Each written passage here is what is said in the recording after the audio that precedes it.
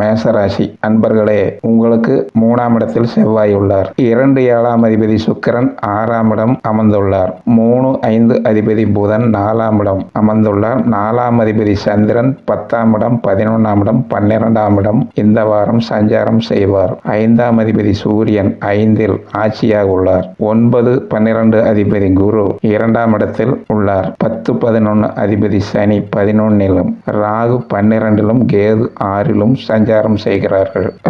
மேசராசி அன்பர்களே, செவ்வாய் 1 8ஆம் அதிபதியாகி 3ஆம் வீட்டில் அமர்ந்து 4ஆம் பார்வை 6ஆம் வீட்டில் பார்வையிட 7ஆம் பார்வை ராசிக்கு 9ஆம் இடம், 8ஆம் பார்வை ராசிக்கு 10ஆம் இடம். இதனால் கடன் தொல்லை, உடல்நலம் பாதிப்பு, தந்தையின் உடல்நலம், வைத்திய செலவு, சொத்துக்களில் பிரச்சனை, தொழில் சிறிது நல்லது செய்வார். செவ்வாய் 2 7ஆம் அதிபதி சுக்கிரன் உங்கள் ராசிக்கு பணவரவு, மனைவி மூலம் வருமானம் கிடைக்கும்படி செய்வார். மேசராசி பெண்களுக்கு கணவனால் நீங்கள் சந்தோஷப்படுவீர்கள். 3 6 அதிபதி புதன் ராசிக்கு 5ஆம் இடம் அமர்ந்து உங்களுக்கு கடனால் நீங்கள் வருத்தப்படும்படி பேச்சுகள் நடக்கும். புதனால் அவமானம் அடைவீர்கள். மாணவர்கள் கல்வி மந்தம் தரும். தொழிலாளர்கள் வேலை குறைந்து பண விஷயம் கஷ்டம் தரும். 4ஆம் அதிபதி சந்திரன் உங்கள் ராசிக்கு 10ஆம் இடமும் 11ஆம் இடம் 12ஆம் இடம் சஞ்சாரம் செய்வதால் தொழிலில் நல்ல லாபம் கிடைத்து வார கடைசியில் சிறிது விரயம் ஆகும். ராசிக்கு 9 10ஆம் அதிபதி சனி பகவான்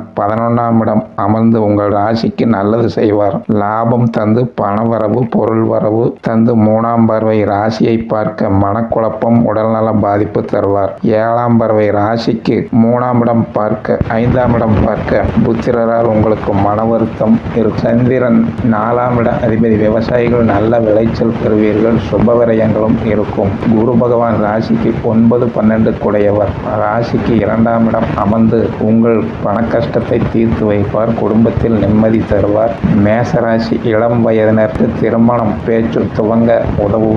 அவர்கள் எதிர்கால வாழ்க்கைக்கு முயற்சி செய்வீர்கள். சனி 10ஆம் பார்வை 8ஆம் இடம். குடும்பத்தில் கஷ்டம், நஷ்டம், ஆரோக்கிய குறை இருக்கும். ராகு 12ஆம் இடம். குடும்பத்தில் கஷ்டம், விரயம் நடக்கும். கேது 6ஆம் இடம். நல்லது செய்வார். கடன் தொல்லை, நோய் தொல்லை, எதிரி தொல்லைகளிலிருந்து காப்பார். தனலாபம், பொருள் வரவு தருவார். நீங்கள் வணங்கும் தெய்வம் முருக கடவுளை வேண்டி வணங்க துன்பம் தீரும். சுபம்.